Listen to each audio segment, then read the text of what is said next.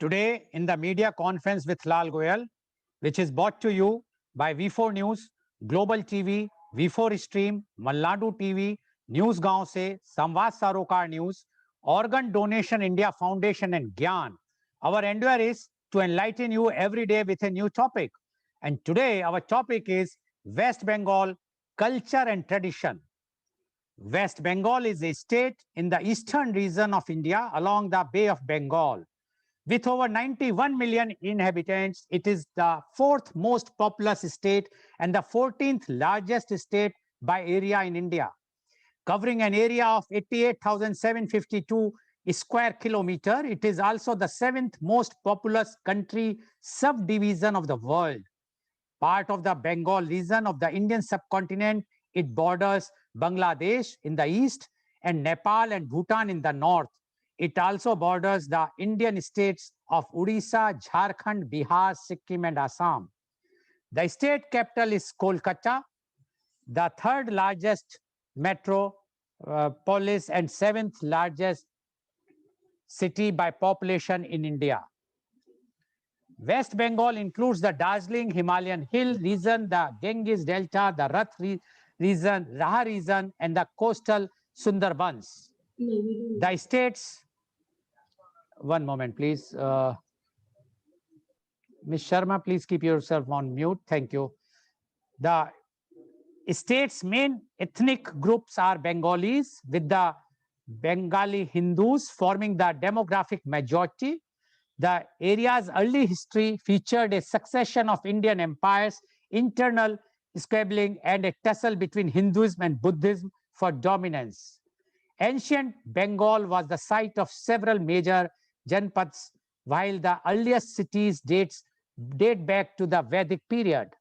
The region was part of several ancient pan-Indian empires, including the Vengas, Mauryans, and Guptas. The citadel of Gauda served as the capital of Gauda Kingdom, the Pala Empire, and the Sena Empire.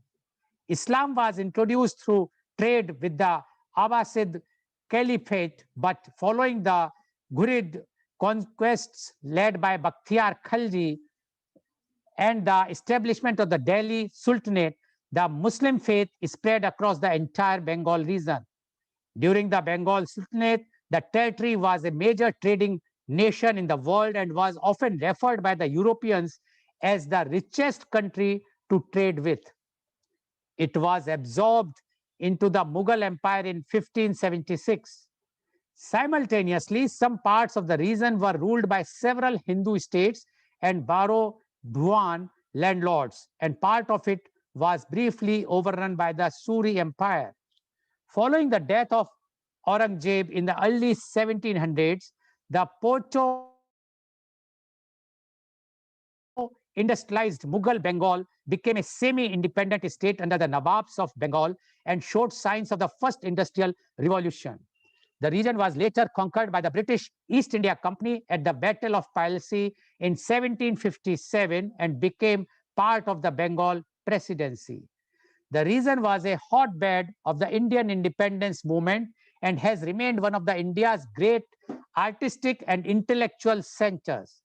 Following widespread religious violence, the Bengal Legislative Council and the Bengal Legislative Assembly voted on the partition of Bengal in 1947 along religious lines into two independent dominions: West Bengal, a Hindu-majority Indian state, and East Bengal, a Muslim-majority province of Pakistan, which later became the independent Bangladesh.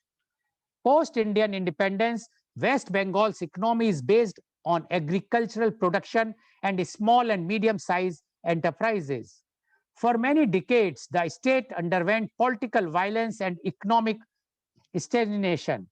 Today, the economy of West Bengal is the sixth largest state economy in India, with a gross state domestic product GSDP of rupees 12.54 lakhs crores, that is $180 billion, and has the country's 23rd highest GSDP per capita of rupees 1,15,748, that is $1,600 US. West Bengal also has the 28th highest ranking among Indian states in Human Development Index, with the index value being less than that of India. The state government debt of rupees 4 lakhs crore, that is 56 billion US dollars or 32.6% of GSDP, is fifth highest in India, but has dropped from 40.65% since 2010-11. There is a moderate unemployment. West Bengal has two World Heritage Sites and ranks as the seventh most visited tourist destination in India. The Bengal Resonance and the Brahmo Samaj socio-cultural reform movements significantly influenced the culture and economic life of Bengal.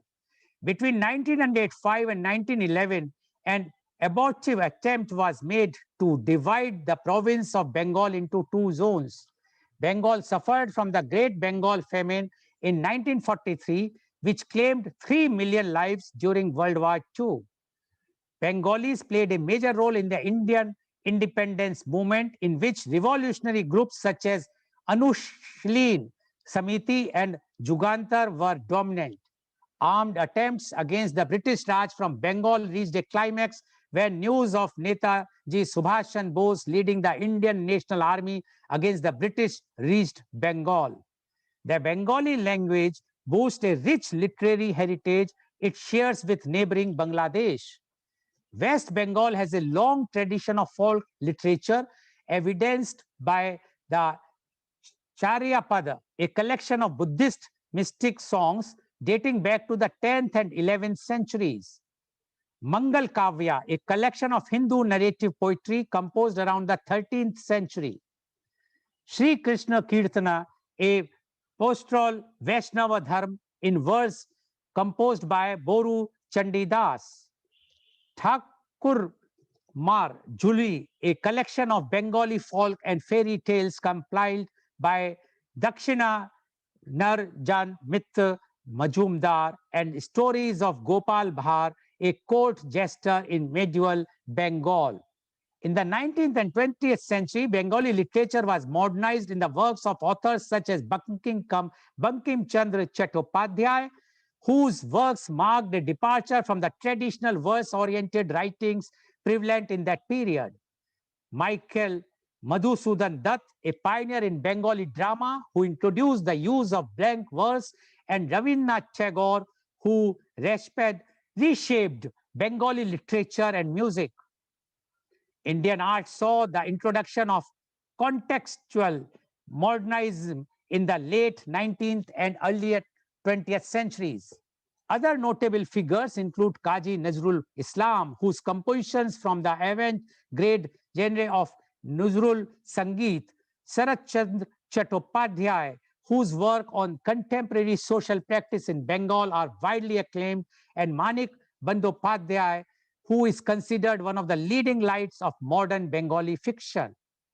In modern times, Jibandranath Das has been acknowledged as the premier poet of the post-Tagore era in India. Other writers, including Vibhuti Bhushan Bandyopadhyay, best known for his work Pathar Panchali; Tara Shankar Bandyopadhyay, well known for his portrayal of the lower strata of society. A notable music tradition is the Baul music practiced by the Baul, a sect of mystic minstrels. Other folk music forms include Gambhira and Bhaviya. Folk music in West Bengal is often accompanied by the iktara, a one-string instrument. Shyama Sangeet is a genre of devotional songs praising the Hindu goddess Kali, and Kirtan is devotional group songs dedicated to the god Krishna.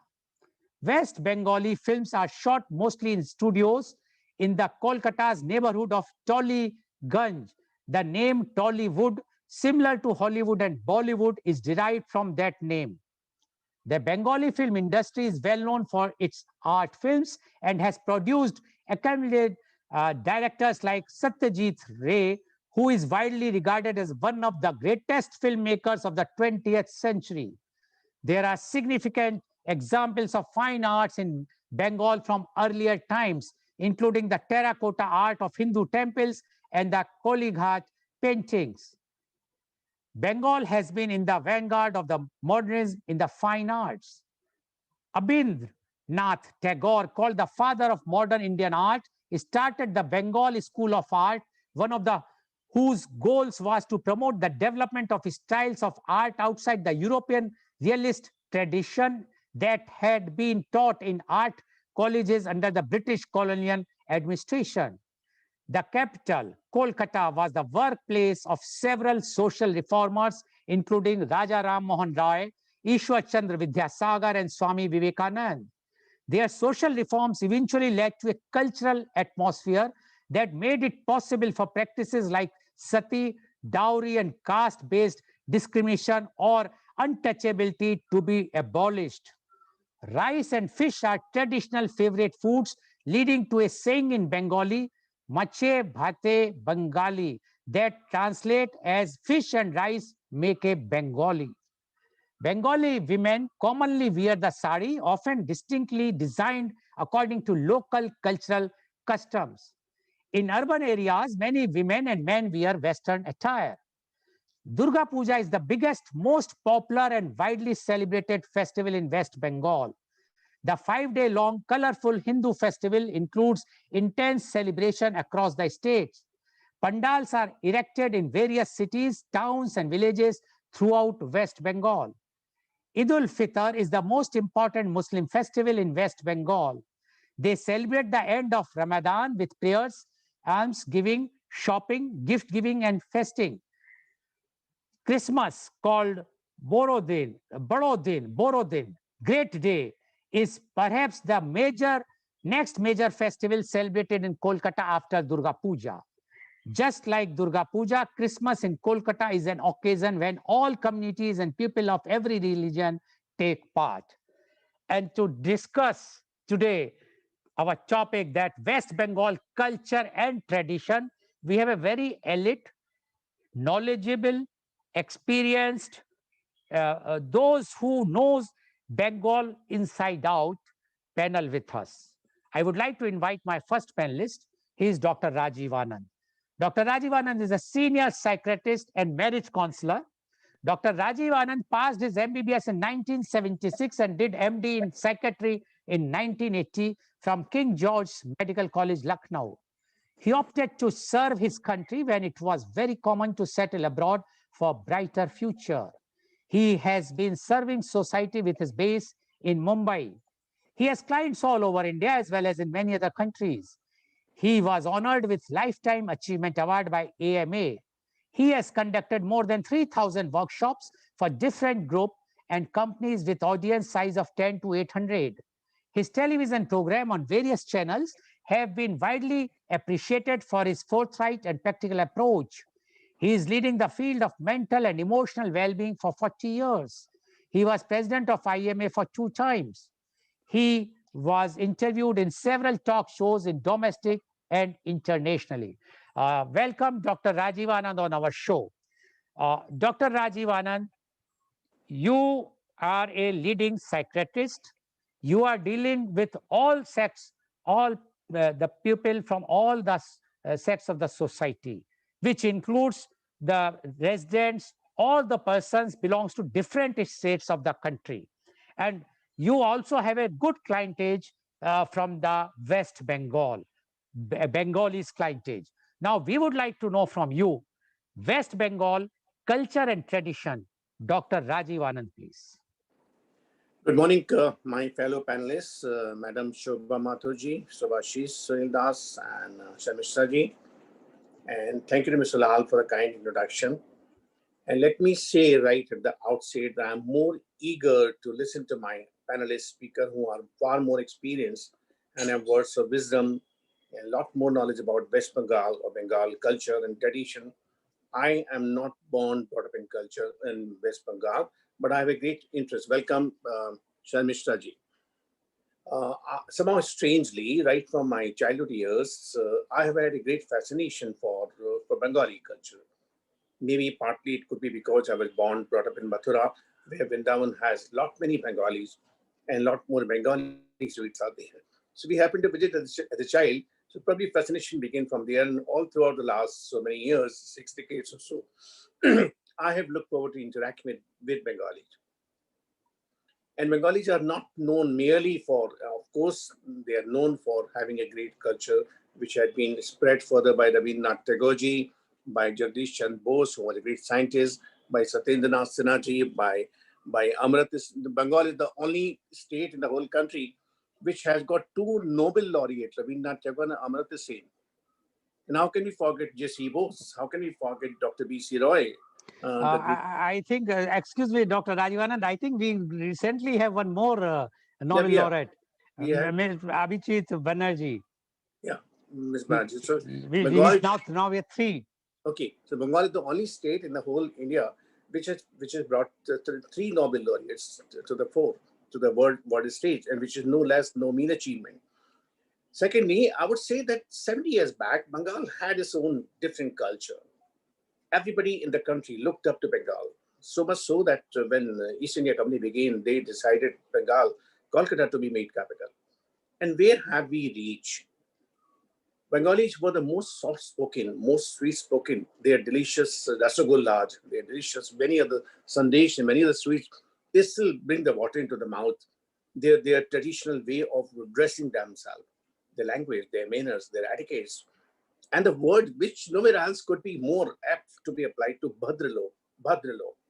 And that word is still there in the dictionary, but probably it has lost its smell, fragrance in the society. Where have all those Bhadralok disappeared? When a particular party came in 1970 and spread various kind of violent activity that nobody spoke about it. I also acknowledge that this was the Bhadralok and many other people who threw the violent methods of the particular party, albeit bit late after 3.5 decades. Eventually, 3.5 decades later, they were thrown out. Now we are witnessing another scene. So it gives pain to me when I see Bengal and when I see Bengalis who have to exit Bengal, who have to exit West Bengal and move to certain different part of the world. In fact, a huge population of Bengalis are settled abroad in various jobs, various responsible jobs, high placed jobs. Highly intellectual people are there. Why they have to leave it?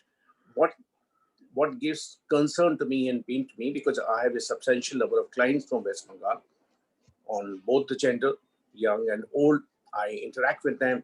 I learn from them. I often ask questions about what has Bengal gone through in the last 5, 6 decades, particularly last 6, 7 decades, because till 70s, and Shobhaji would probably corroborate further with me, and so Subhashish Das, that till 60s or so, Bengal wasn't as bad as it is today. If given an opportunity to go back to Calcutta and settle over there, how many of us would like to go over there? I have good number of psychiatrists friends in Kolkata and I interact with them. So I do have patience. I know the ground reality. I myself look forward to going to Kolkata as often as possible, whether it's Bhawanipur, whether it's Alipur, or whether it's Garya Ghat, whether it's Havra Bridge or Victoria Memorial. And I watch or traveling in the metro or going to Kali Ghat and seeing people, their lifestyle, their mentality, their approach. Now, I think part is that metropolitan life, part is that cosmopolitan life, that so much has happened over the last 6, 7 decades, that original culture had been corrupted. That's one region which almost has happened in every city of the country.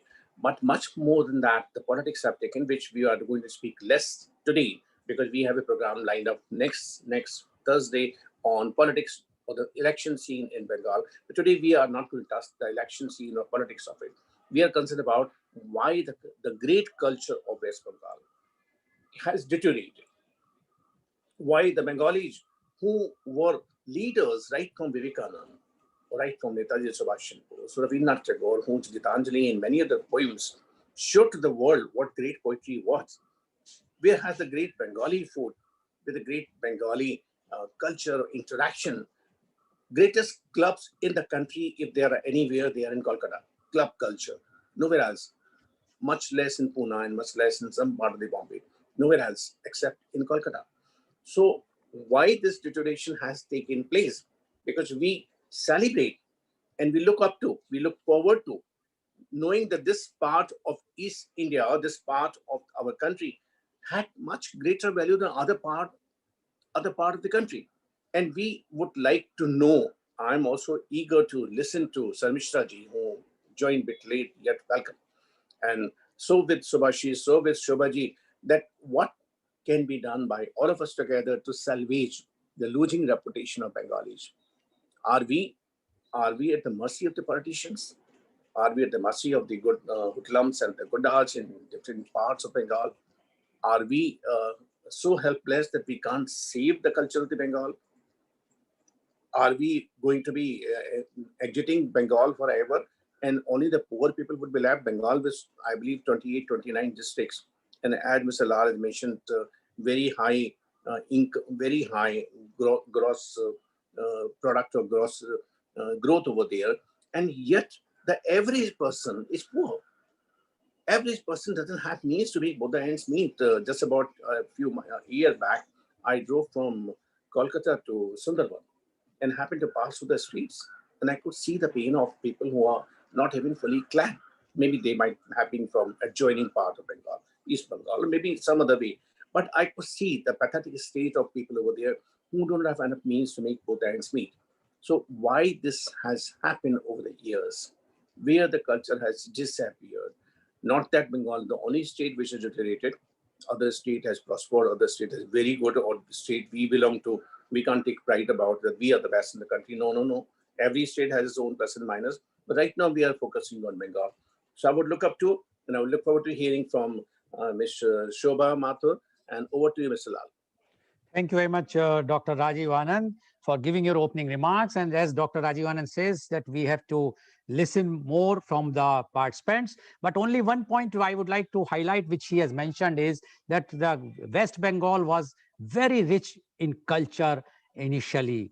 So what has happened now? Yes, everybody knows that the culture, in almost every aspect, if we will see, because the Kolkata or the West Bengal was the financial hub of India. Like today, we say the financial capital is Mumbai. Earlier, it was the Kolkata, which was the financial capital of the country. And if for everything, we were looking towards the Bengal, and their tradition, their culture, their music, the art, everyone was very, very rich.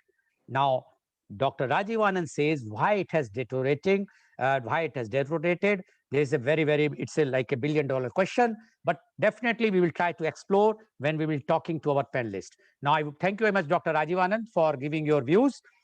Without taking much time, now I would like to invite my next guest, and she's Mrs. Shobha Mathur. Mrs. Shobha Mathur is a philanthropist. She's a MA Psychology and gold medalist from Calcutta University.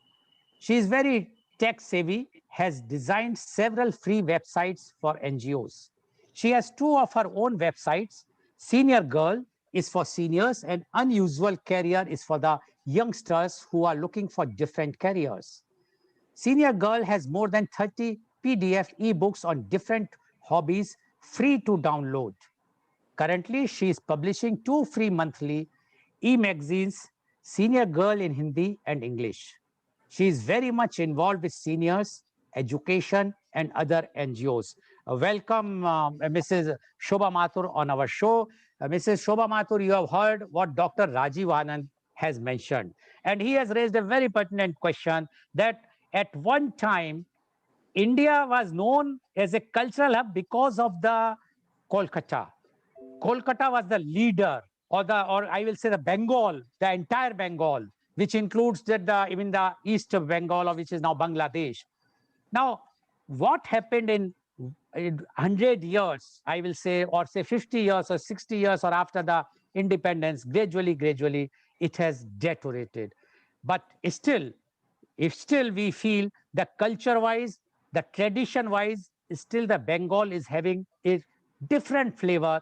And as Dr. Rajiv Anand mentioned about the sweets, I'm sure the sweets are one of the best thing, which whenever we talk about Bengal, immediately our mouth is filled with Mishti Doi and whatnot. Now, we would like to know from you, West Bengal, culture and tradition. Mrs. Shobha Mathur, please. Thank you, Mr. Lal. Thank you, everybody, for inviting me to this conference. Mr. Lal, I would like to correct you, humbly. My site is Senior Giri, not Senior Girl. Okay, I think what? Okay, Yes, sorry. senior Giri, Yes. and the magazines are also senior Giri. Okay, In okay. Hindi and English. Yes. It Sorry, is not senior girl. I stand corrected. I apologize. Yeah. It is a senior I Giri. just a little thing that I must mention. Yeah. You are right. 100%. Yeah. Yes. Sorry. Please. Anyway, thank you very much for inviting me, and thank you, Dr. Anand, who introduced me. And I will give you a migrant prospect. You know, I'm not a Bengali, but I was there for 20 years. All my education was done there. And as a migrant, my prospect will be like Pravashi. Like Pravashi, Bengalis are everywhere else. We were Pravashi in Bengal. That's how it was. We left Calcutta more than 50 years ago. But I can confidently tell you that Calcutta has not left me. It is still there. Well, you know, in 60s, like you say, 60s was a really golden period in Calcutta. But for who? For the middle class and for the upper class. There was too much disparity between rich and poor. That's why the Naxalites movement came up. That's why the Marxist movement came up. That's why the union people came up. Because rich were too rich and poor were too poor, and the distance was getting bigger and bigger between them. Though, of course, you know, they killed the goose. They killed the goose who laid the golden egg in trying to get all the eggs together. But in one thing I'll tell you, the culture of Calcutta is still there. It has not gone anywhere else. Calcutta culture, rich culture is still there. It's only the financial thing that has moved away from there. But the Bengalis are as much cultured as they were always were there. You know, even if you have not been to Bengal, everybody knows about Rasgulla, Sandesh, Robi Babu, and Durga Puja. You know, me to describe Bengali culture or Calcutta is like asking a fish how to describe, you know, what the water is around her. You know, it is like so much part of me. And I must say, the culture, the word culture means different things to different people. Like the doctors will always think of culture as urine culture or blood culture or tissue culture. But we are not talking about that culture, I think. We are talking about the other culture. Bengal, like you rightly said, Bengal has a very rich history of culture. And Bengal is not only West Bengal or East Bengal. Bengal diaspora is part of Tripura and part of Assam also. That whole region is Bengali region. Though now politically and geographically you have tried to separate them, but actually they are up to Sikkim and up to Tripura, they are Bengali diaspora everywhere. Culture here, you know, here the culture is the same. In mean, they have the same language, they have the same attire, they have the same food habits, they have the similar religions. Though of course the Hindus and Muslims will be separate, but they are still bound by same language. Muslims and the Hindus. Nature, visual and performing arts, customs, beliefs, social practices, philosophies. This whole region shares it all. It's not only one person, you know, so East Bengal and West Bengal are not culturally different. They are still the same. And Rabindranath is the only poet who has written the national song for national anthem for both the countries. He has written Jangan for us and Amar Donar Bangla for Bangladesh. He is the only person who has written for two countries. I think in the world, nobody has written that.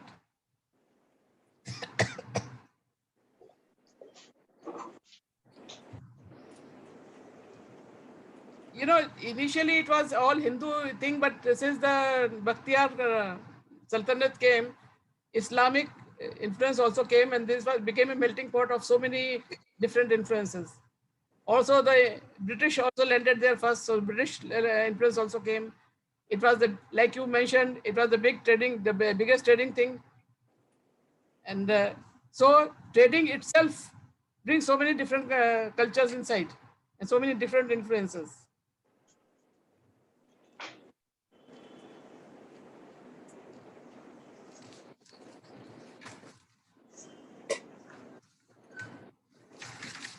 You know, Bengalis have a mark in every sphere.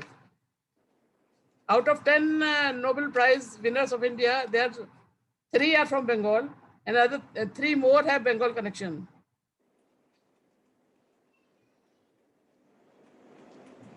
C.V. Raman was teaching in presidency. Mother Teresa was in Calcutta, city of joy. And Ronald Ross, who found out about malaria, he was also from Calcutta. He did research in Calcutta. So there actually we have 6 people who have connection with Calcutta. Bengal is always known for its new ideas, for politics, religion, philosophy, pollution, anything. That's how Naxalites came. That's how the Marxists came in this time. Before it was Bhakti movement by Chaitanya Mahaprabhu. Ramakrishna Paramahansa came. Vivekanand came. Shyamacharya Lahiri came. Then Brahmo Samaj also, you know, they came to reform the Hinduism, because there were too much sati pratha and so many things were coming in. So the Brahmo Samaj came to reform the thing. All these things, you know, they have started from Bengal, and somehow they take up the imagination of the whole country. People start following them. One moment, please. Pardon? Just I will just mute. I will just mute. Yes, please go ahead. In today's time, if you see, ISKCON, the Prabhupada is from Bengal. And Aurobindo Ghosh ka jo hai, wo Aurobindo Ashram, Aurobindo, he is from Bengal. Yoganand is from Bengal. So even now today, we have got so many Bengalis who are in the forefront of spreading new ideas. So the culture is still there, but I think our perspective is changing. You know, we were there when the Naxalism began. And I can tell you, you know, there was the Gherao thing started while we were there. And my husband was also Gherao once. Later it became a symbol of prominence that, oh, Gherao hua tumhara? Okay, bada aadmi hai. If Gherao nahi hua, to chota aadmi hai. So it became a prestige symbol. But if you read Mahashweta Devi, she has been very, very sympathetic to Naxalites. I'm sure if any of you have read Mahashweta Devi, she has written very, very powerfully about Naxalites, why it came up and how it spread. We have to understand why things happen, not just because we can't go on just blaming things that they are happening like this. There's always a root cause for everything. After reading Mahashweta Devi, even I am sympathetic to my Naxalites. Bengal is very rich for its textiles. Dhaka Malmal has always been very famous all over the world. And even now, we have got Tat Sari, muslins, Jamdani, Baluchari, Gara, Tasar, Murshidabadi silk. There's so much variety in textiles, especially for sarees, that it's difficult to choose. Then Kantha sari, the Shantiniketan and Robi Babu brought a distinct influence on everything of Bengal, in music, in clothing, in dancing, in literature, everything. He had a very strong influence. Rabindranath, Rabindra Sangeet, Rabindra dance are a separate, completely separate Vida.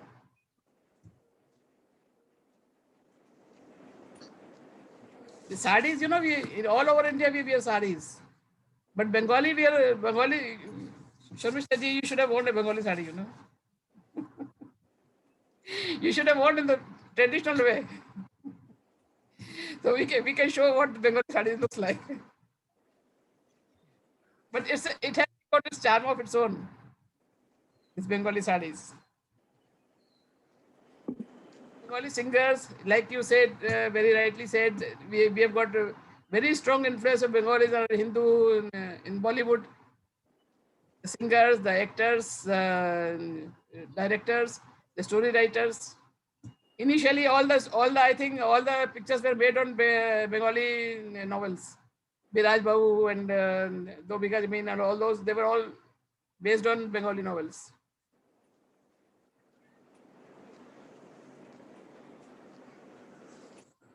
And like Mr. Anand said, you know, Bengal has a very rich culture of clubs. And this idea of club, you know, we were also a member of so many clubs. And the biggest thing is that 10 clubs that are in the Maidan, Calcutta Maidan. There are so many different small tents belonging to different groups. And they are no way like the clubs we see in the pictures. They are not no way like that, but they are very in keeping the people together of similar interest or similar group. And I've never seen that kind of club culture anywhere else. We've been to so many places, but I've never seen that kind of club culture anywhere else. That's true. Then Bengali food, of course, without much, you can't think of Bengalis. Machar jhol. I'm a vegetarian, so I don't know anything about it, but I know about Sandesh and Rasgulla and Mishti Doi. I really enjoy those. Okay. Luchi, of course, Luchi. Right. But my family is a non-vegetarian family, so they enjoy all kind of fish. And they have actually Bengalis are this is the only puja where they serve non-veg things to Devi, because they consider Devi has come home to her pier. So no vegetarian things are served. All non-veg things are served there for puja, isn't it? Yes. Okay. Miss Mathur, you would like to say anything more, or shall I take you in the next round? You can continue. Okay. Thank you very much, Mrs.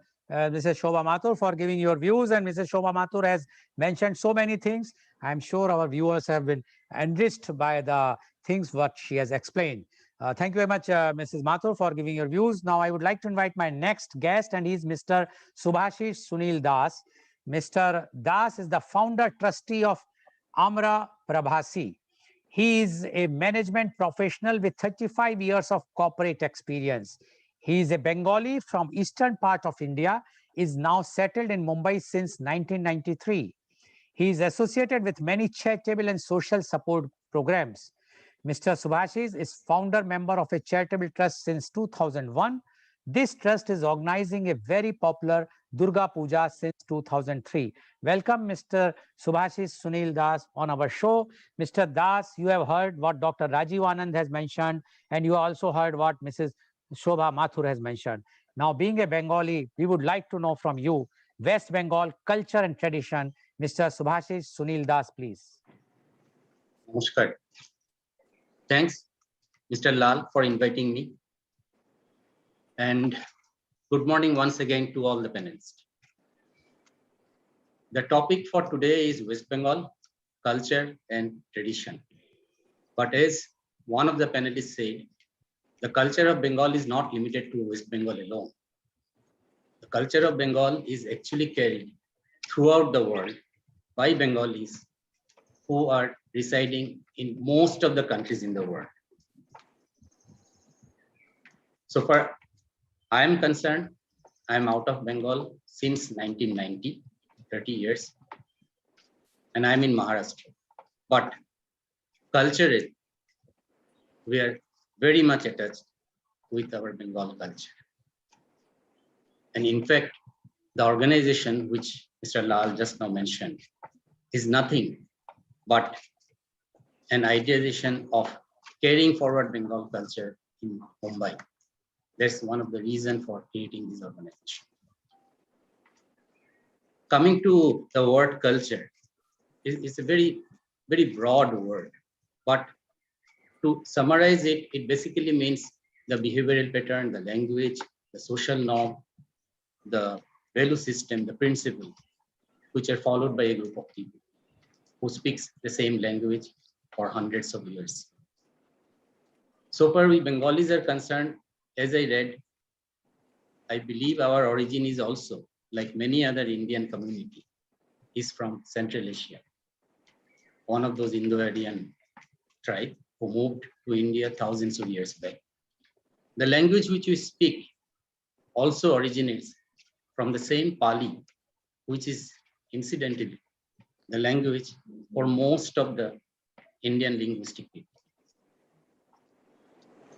Coming to West Bengal, today, particularly since last 15, 20 years, or maybe a little more, every time in a group or in a household, whenever there is a discussion of Bengal, as West Bengal is popularly known, it is normally around the violence which is taking place almost on a day-to-day basis in various cities, urban or rural areas of Bengal. These violence are mostly, if not 100%, related to politics. Somewhere over the period of time, Bengal politics has become a very violent politics. There was a time when violence with politics was related to UP and Bihar. We used to see in television the boys or young men wearing masks and with guns during election time. Today, you won't find such thing in UP and Bihar, or in Jharkhand, or in Uttarakhand, or in UP. But this culture has become a regular routine with West Bengal. Unfortunate, but that's a reality. However, that's not Bengal. I visit Bengal twice a year, even now. When you go to the rural areas, or even city like Kolkata, the inherent tradition and culture is still very much there. And this is something which no one can erase. The reason being, if you look at the history of Bengal, there is a thing called Bengal Renaissance, which started way back in very early 19th century, around 1810, 1815. There are certain pioneers in those days. To begin with is Raja Ram Mohan Rai, a very well-known social reformer. And what he is known for, I'm sure the panelists here and a lot of the viewers will know, there was a time in the late 18th and early 19th century when young girls in their very early teens used to be burned alive along with their deceased husband. It was a norm, it was a brutal culture, particularly in rural Bengal. Raja Ram Mohan Rai is the person who fought for years together against the perpetrator of such, I will use the word crime. And with the help of the British, he could bring in a law to abolish this practice. He was immediately followed by another pioneer whose name incidentally became famous once again last year because of some political rally in Kolkata. That is Ishwar Chandra Vidyasagar. Ishwar Chandra Vidyasagar was basically an educationist. He is the one who first, probably in India, brought in formal education, and he published a book in Bengali called Borno Porichoy. In English, Borno Porichoy is nothing but Introduction to Letters. And it is through this book, probably for the first time, the formal education started in Bengal. Ishwar Chandra is also known for another very important social reform which he brought in, and which became a practice first in Bengal, then across the country. That is the remarriage of the widows. Those years, those days, as young girls used to get married to comparatively much older men, these young girls used to become widow at a very, very early age. And then they used to be sent to Kashi or Vrindavan. But those who have gone through the history books know what was Kashi and what was Vrindavan for these girls. Ishwar Chandra brought in this social reform, a very important reform, that is widow marriage. Almost around the same time came another personality who is globally known now, Swami Vivekananda. In the Parliament of Religion in Chicago on 11 September 1893, he delivered a speech on Hinduism. And that was probably the first time globally people came to know what are the nuances of Hinduism. It is a different thing that Swami Vivekananda, the disciple of Sri Ramakrishna Paramahansa Deva, became a household name not only in India, not only in Bengal, but globally. He founded Ramakrishna Mission and Sevashram, which is one of the most prominent social service organization. This also brings another very important social service organization from Bengal, that is Bharat Sevashram. These are the two organizations who are probably pioneer in the field of social service, and not only in India, but globally.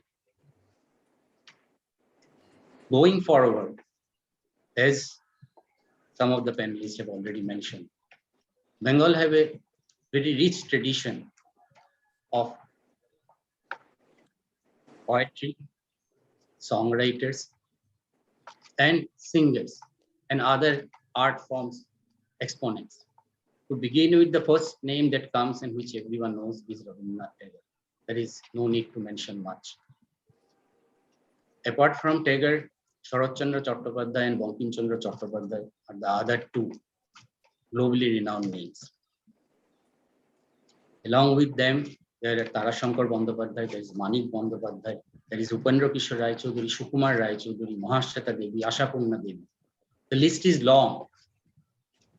Then we have the Sitar Mistr, Pandit Ravi Shankar, also from Bengal, who actually introduced sitar as an instrument globally. And George Harrison, one of the four famous Beatles, actually played live with Ravi Shankar some 47 years ago. When it comes to the film industry, be it Mumbai, be it Kolkata, there are names beginning with Satyajit Ray, Mrinal Sen, Hrithik Roshan, Torun Majumdar, and Shakti Samanta, and many, many Bengali directors who have shown in Mumbai. We have got singers like Hemanta Mukhopadhyay, Pankaj Mullik, Manna De, Kishore Kumar. So when you talk about culture, and if we talk about the art of singing or songs, the list is endless. Come to the field of science. Even there are certain names which are world renowned, starting with Jagadish Chandra Bose, Meghnad Shah, Satyendranath Bose. Coming to Nobel laureates, as all of you have mentioned already, there are three of them who are Bengalis: Tagore, Amartya Sen, and Abhijit Banerjee. Mother Teresa actually became famous through her charity of home based out of Kolkata. C.V. Raman was also a professor in Presidency College. Even in the field of sports, when India was a major force in the field of football, and India participated in Olympics and played with major countries, whether it is from Europe or Asia, there were Bengalis who captained the Indian team, whether it is Shailen Manna, E.K. Banerjee, Chuni Goswami.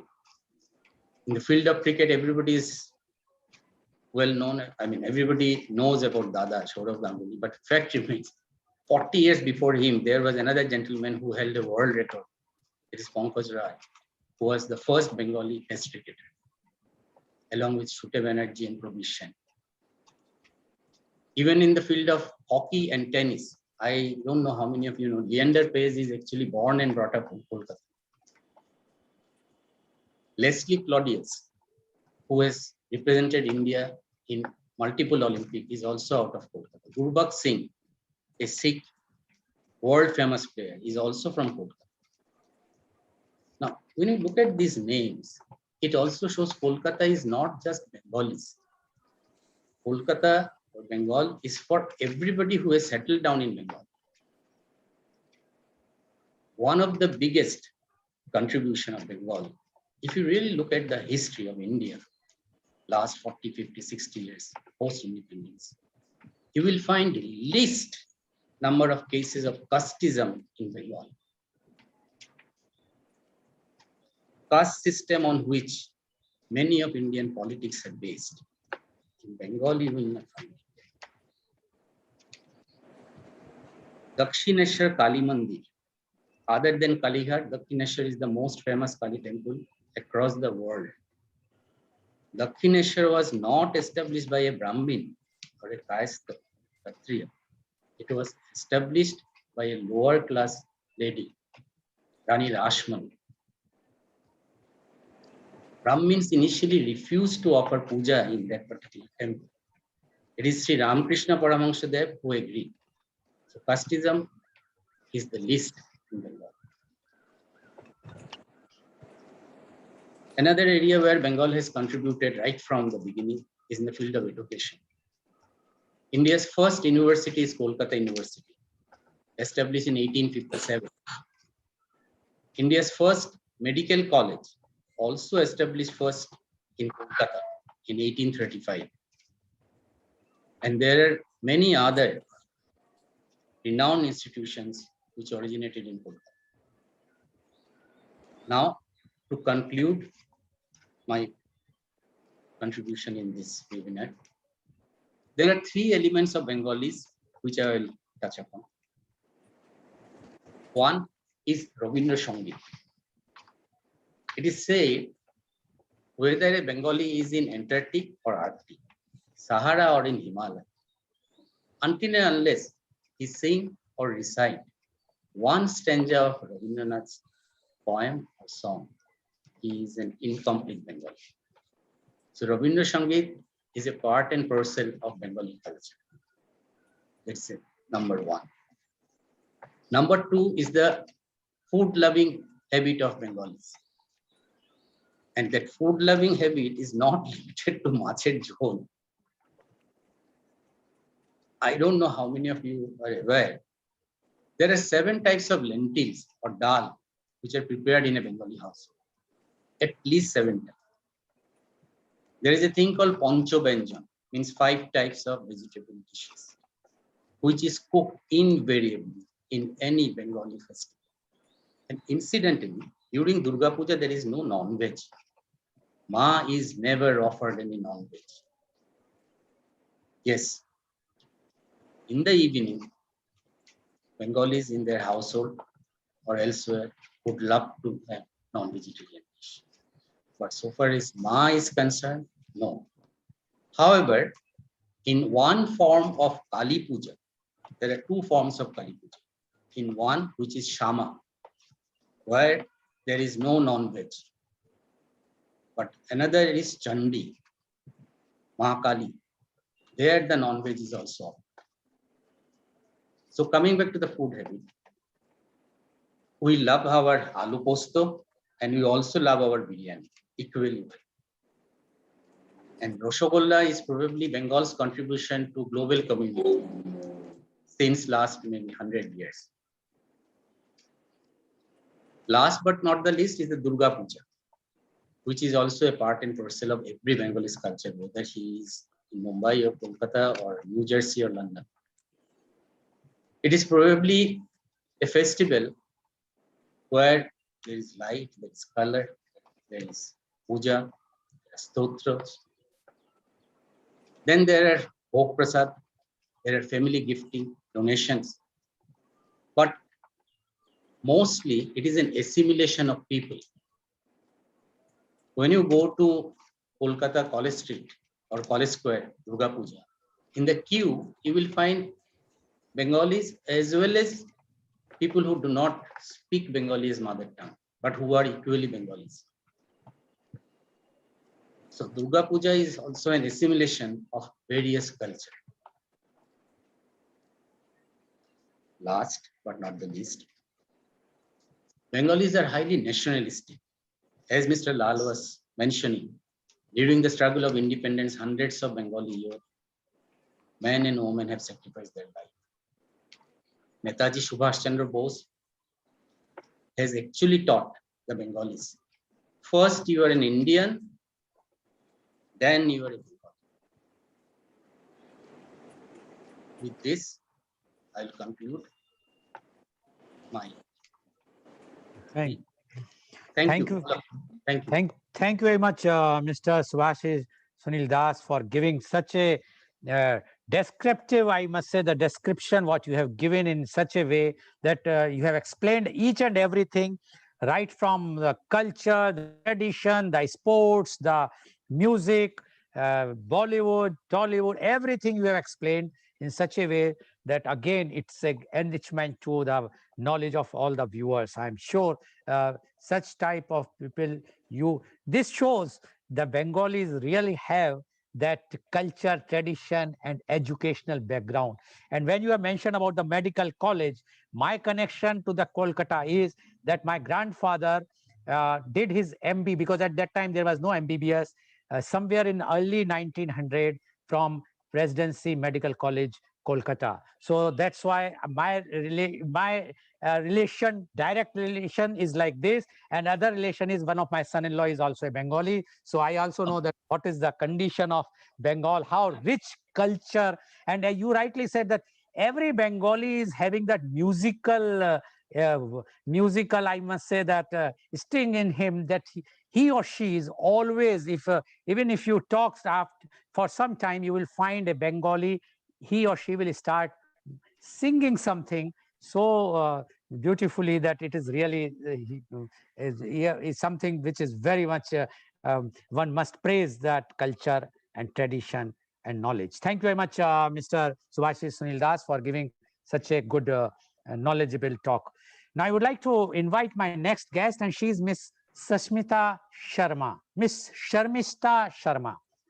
Ms. Sharmista Sharma is a senior journalist and strategist based at Lucknow. Till very recently, she was working with Jagran Prakashan Limited, where she spent more than 14 years, launched the Dainik Jagran brand to INEXT, INEXT, a tabloid in 2006 with a new bilingual Hindi as well as English concept with youth and young professionals as content focus. Today, it has its presence in 12 cities, and it is a broadsheet that is differentiated in content. She has spent 20 years in the Times of India, where she launched 7 pullouts, including Times Property and Education Times, etc. She was art critic for the Times of India, Lucknow, for 15 years. She also has long experience of heading the main news desk and taking out editions in the Times of India and the Pioneer. She started her career with National Herald, all in Lucknow. She has so far done 41 books as author and as content head for all of 50.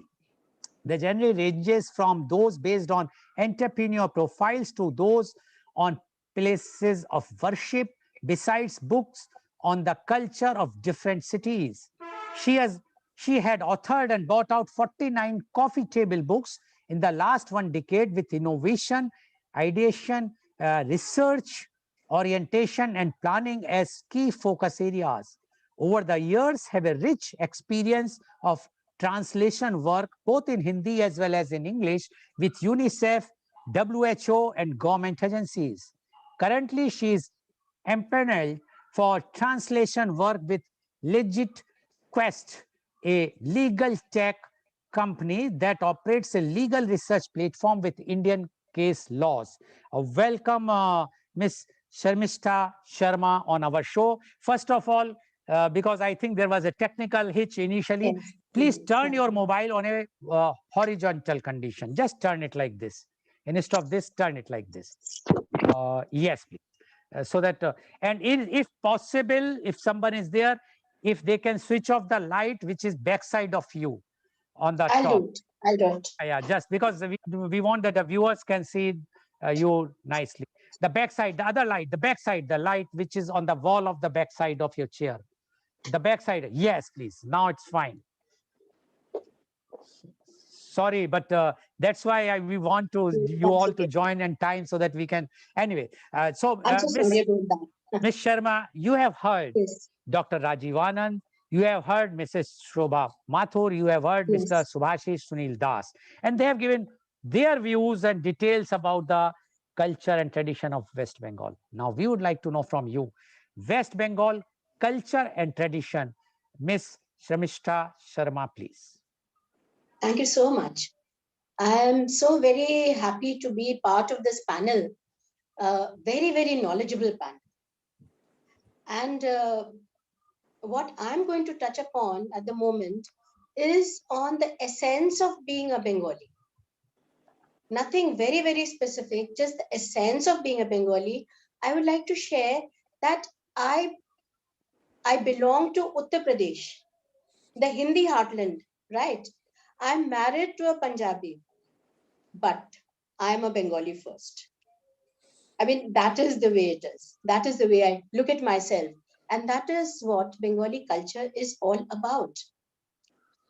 So, where India is concerned, the diversity is amazing. It's so varied, it's mind boggling, it's awe inspiring. And amongst it all, once you mention Bengali culture, a soft image of sweetness emerges in terms of the language. And then comes, of course, lots and lots of music, as all my panelists have been saying, and literature and food that teases the palate with all its distinctiveness. And another thing is, all of this, steeped in emotions, is so much full of feelings, wrought with feelings. I mean, it must be sounding like an overdose of mellifluousness, actually. But believe you me, there's no confusion. This is how it is. Everything is full of so much of feeling and emotions. There's so much of music, so much of literature, so much of creativity all around. That is what Bengali culture is all about. Food and music are two strong, ornate pillars of this culture. And besides, of course, there is films, as my panelists have already mentioned. There is films, there's theater, and overall, above and everything is football. Fine. But the bottom line are the two things that I'm going to speak about. That's food and music.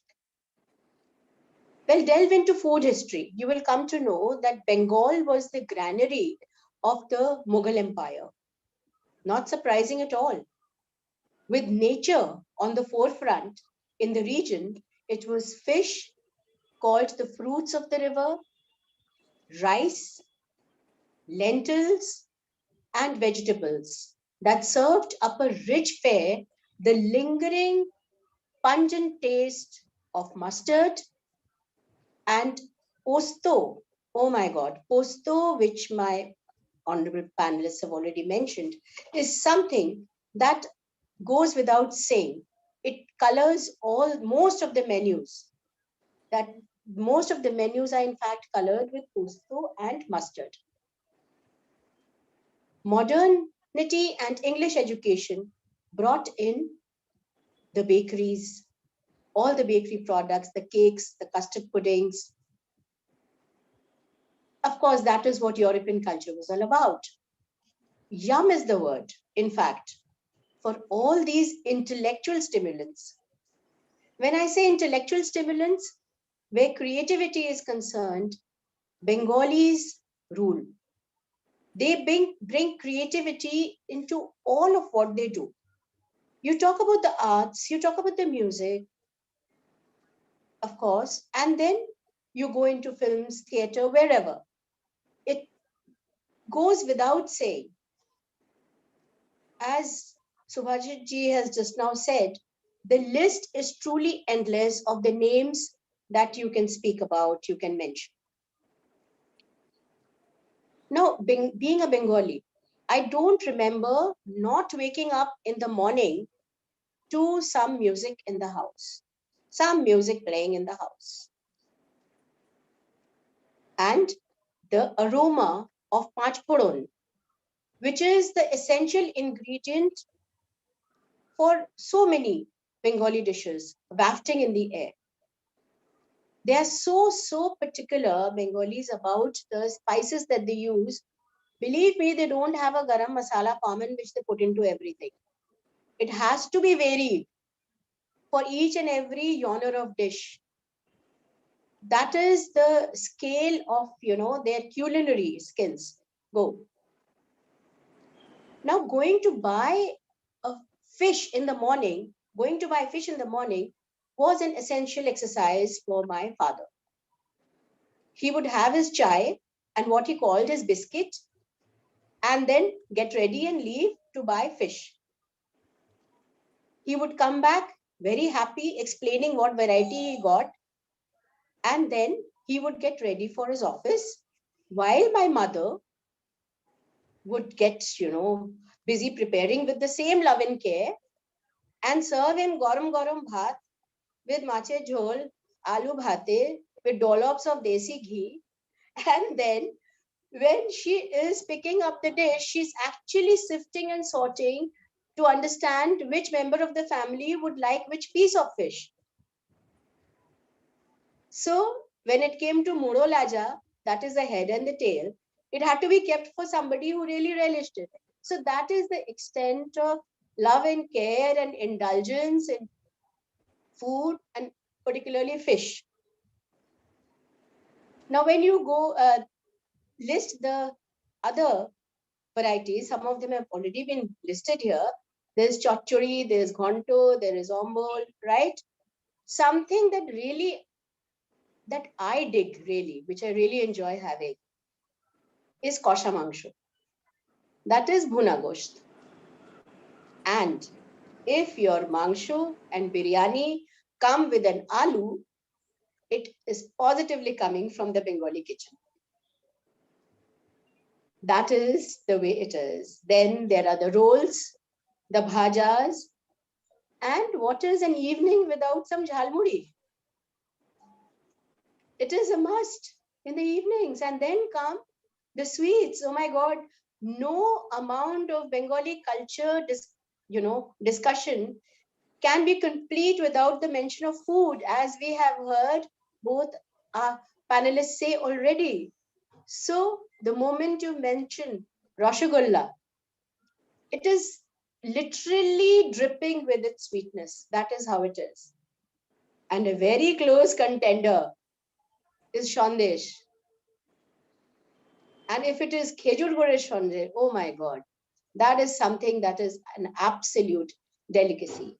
Then there is Bonde, Dorbesh, Pantua, Chom Chom, and a whole range of chena options, rounded off with Mishti Doi, of course. Fills me with nostalgia. One thing I would like to say is that what we Bengalis really love combining and eating is dahi and sweet. Try it, you will love it. This is something that is not tried by any other culture of food eating, I'm sure. So it actually makes a delicacy of sorts with doi and mishti combo. Now, when it comes to music, well, in Shakespeare's words, if music be the food for love, play on, is the truest for the Bengalis. We just wish to dive into it, we crave for it, and we stay in it. Music is our life, which is something which has already been said, but this is something that I would like to stress upon, that the range is huge. And where do we start? We start with Robindra Sangeet. This is one genre that I truly and truly love. I live by. Robindra Sangeet, it has Gitobitan. Gitobitan has 3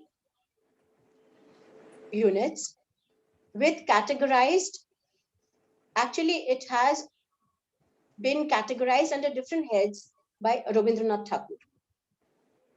And then of course there are the Nritya Natikas. And then come Nojrul Giti by Qazi Nozrul Islam, Shama Sangeet, and a wide range of folk. Not to miss, of course, Adunik Sangeet from current films and private compositions. I mean, it is such a long list, you can go on and on.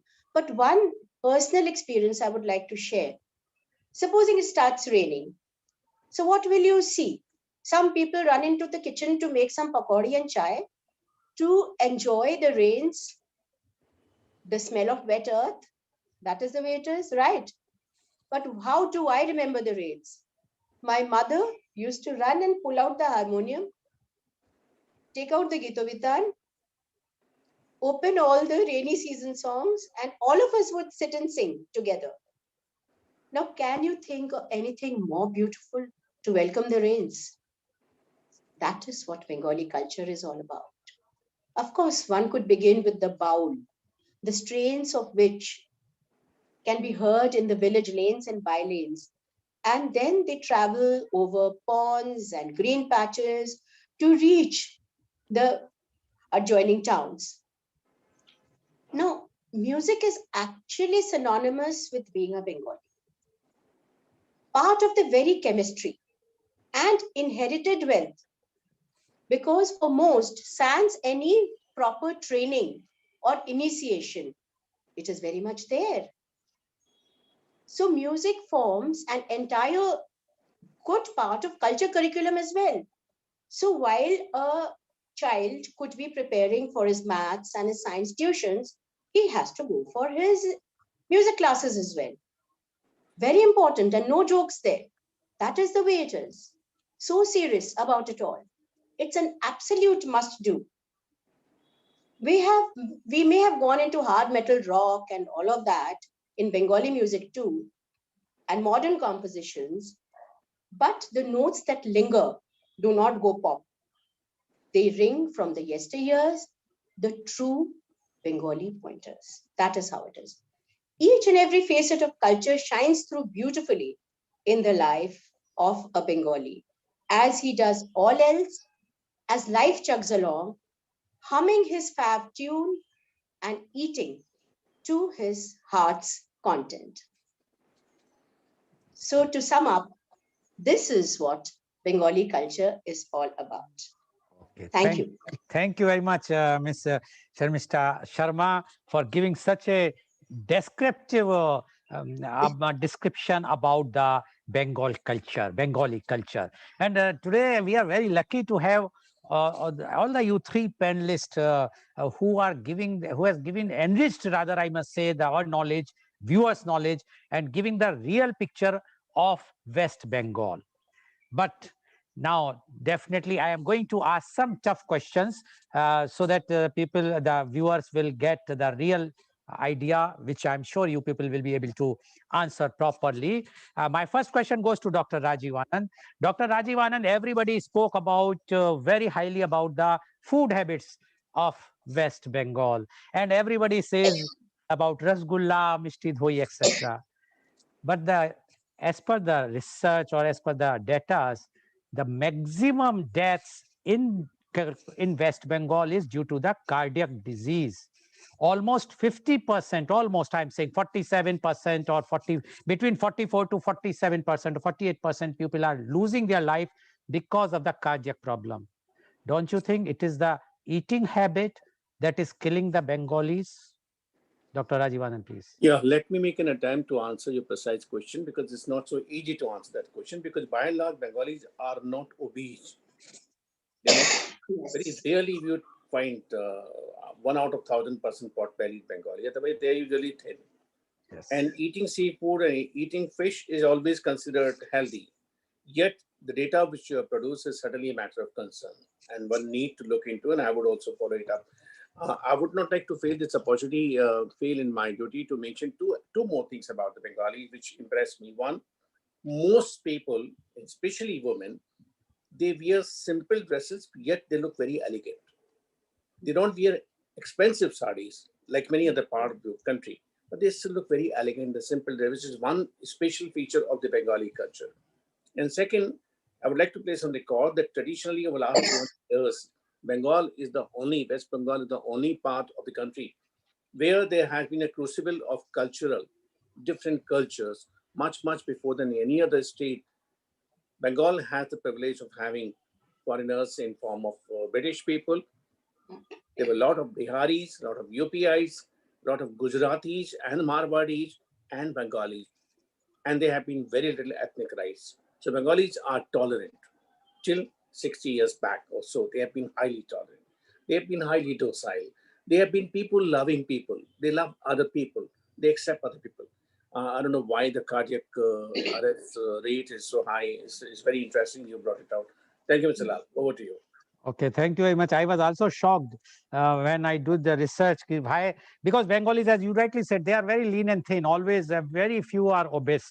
But still, this figure is really alarming. And this thing has coming in light when Saurav Ganguly got the problem, and twice he has been giving the stents, etc. So that's why I have to see why it is happening. And I found that they are having that much problem as far as the heart is concerned. So I'm sure that our panelists and those who are viewing and from the West Bengal should see to it and get their at least heart checkup regularly, so that they should not go in that. Thank you very much. Now my question goes to Mrs. Shobha.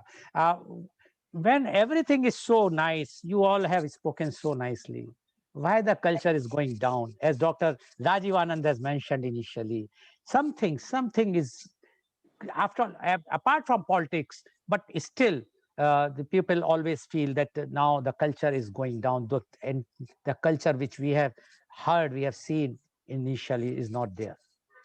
Mrs. Shobha, please. I don't know. I don't feel it's going down. Okay. I don't feel it's going down. I think people are still there, but everybody has a different perception. Because Bengalis are as talented as they were before. Everything is going on as the writers are there, the actors are there, the singers are there. I don't see why somebody is saying that culture is going down. Culture is not going down. I don't think it's going down. At least it's okay. Okay, thank you very much. Now my question goes to Mr. Das. Mr. Das, you mentioned that in UP, Bihar and other places, earlier there used to be more Huglis, now it is. Don't you think it's a media hype which has created a negative impact or impression about the Bengal, West Bengal?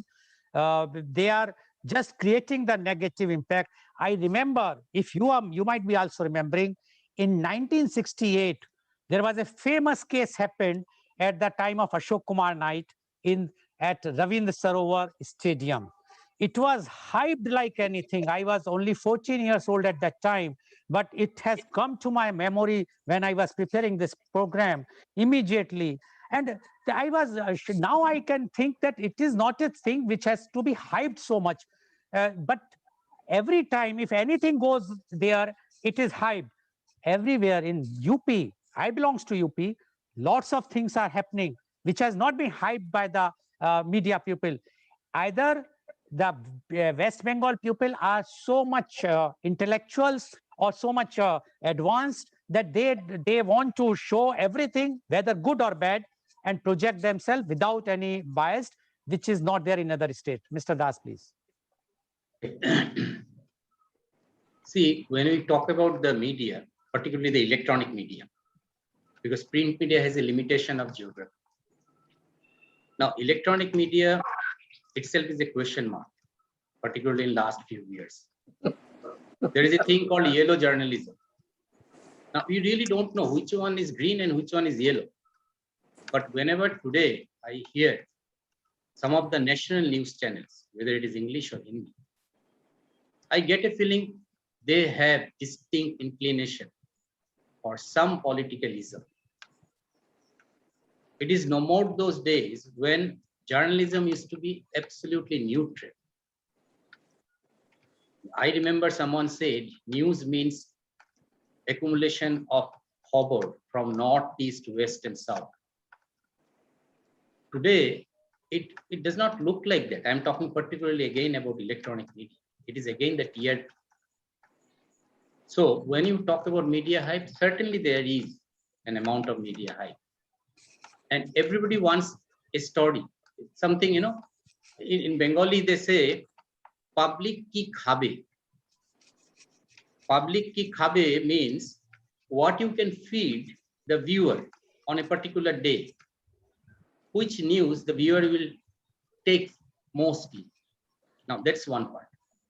Now the other part, I think the economic situation in Bengal, particularly the job, the unemployment, has something to do with this violence. Think of it, you are in a town where 70–80% of the people are employed. And they are busy. Common people are mostly concerned about his day-to-day need fulfillment. His house, his children, his parents, his children's education, his job. Like Sharmishta said, for a Bengali, macher bazare giye mach kine ana, going to a fish market buying. That's his priority. Now, vis-a-vis, you take a scenario where a sizable percentage are unemployed. Now, they get certain amount of pocket money or whatever you want to call it from political parties. Or they get certain, temporary job kind of thing from a political party. So they have nothing else to do but to take a jhanda and, doing unconstructive work. Okay. So it is a combination of these two. Okay. Okay. Thank you very much, Mr. Das, for giving your frank answer. Now my question goes to Ms. Sharma. Ms. Sharma, you are working with a legal firm, so you know the legalities much, and plus you are a senior journalist. You have worked and you are based in Lucknow. And you know that in West Bengal, there was a tradition. I will not say now, because now they have started the widow pension. But the tradition was that whenever there is a widow, whether young or old or any of age, they used to send to Kashi and Vrindavan. As Dr. Rajivanand has mentioned about Vrindavan, I also belongs to the same area. And my mother, Mrs. Surajlata Goel, along with Mrs. Mohini Giri, they constructed one Madham for those widows who are from West Bengal. And whenever I goes to Mathura, I visit that place. And the famous Offrey who has been in limelight, who has taken the interview of those Prince and the now no more Prince Harry and others, she also visited that place. But the condition, when it was a condition, do you think it is a cultural, or it was no, why it has happened in that particular area of West Bengal? Why not in other states? Mrs. Sharma, please. Well, what I understand is that this has been part of the culture. This has been a tradition which has been followed. And that is how it is. And it has been completely adhered to. I mean, we may consider it to be, we know also, not only consider, but know that it is something so very harsh and something so very not done. And we need to think beyond this. All of that is there.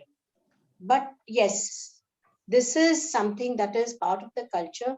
And I will term it as the dark side of the culture. That is how it is. And I'm so glad that things have progressed far beyond that today, and far beyond, in fact, in terms of thought and everything. People of Bengal have progressed much farther. But if that has been the base, it is very sad. Yes, and now one good thing is that from 2010, the government of West Bengal has started the widow pension of 70, 50 rupees or so. So at least now Yes. that influx has reduced, although the influx is still there, but it has reduced drastically. But I'm sure that if West Bengal will, which were having the house of Raja Rammohn Roy, Ishwarchandra Vidyasagar, and all those top people, Swami Vivekananda, Ramkrishna Paramhans, if they will see to it that this culture, which is really a blot to Yes. everyone, should have Yes. has to be stopped. Thank you very much for giving your very frank views. So Thank today you. you have seen the very rich culture and tradition of West Bengal, and all the panelists has explained.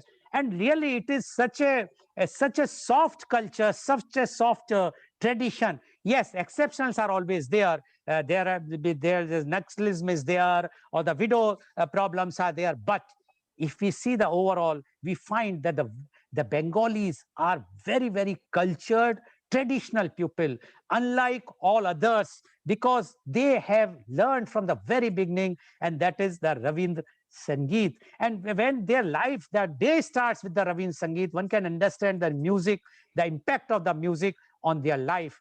Their eating habits, they eat so much sweet. They are so sweet people. Only my worry is about that cardiac thing. I'm sure Dr. Rajiv Anand will also do some more research. I will also do more research.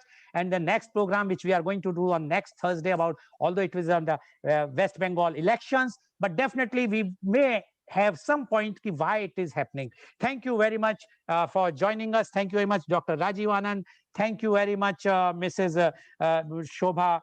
And thank you very much, Mr. Das. Thank you very much, Ms. Sharma. And thank you all the viewers for watching, which is today's program has been live telecasted by V4 News, Global TV, V4 Stream, Malnadu TV, Newsgaon se Samvad Sarokar News, as well as shown live on Facebook and YouTube. And our endeavor is to bring to you everyday new topic. And tomorrow, media conference with Lal Goel. The topic is Essence of Education. And the panelists are Professor Dr. P. Subramania, Vice Chancellor, Mangalore University, Mangaluru; Mr. V.M. Ramlingam, Behavioral Scientist, International Master Trainer of NLP, Bengaluru; Professor Dr. R. Gopal, Director and Head of the Department, D.Y. Patil University, New Mumbai; Dr. Javed Jamil, Head of Chair in Islamic Studies and Research, Yenupaya University, Mangaluru. So please do join tomorrow for media conference with Lal Goel at 10:30 a.m. Thank you all the viewers for watching such an enlightening. Thank you. Thank you very much.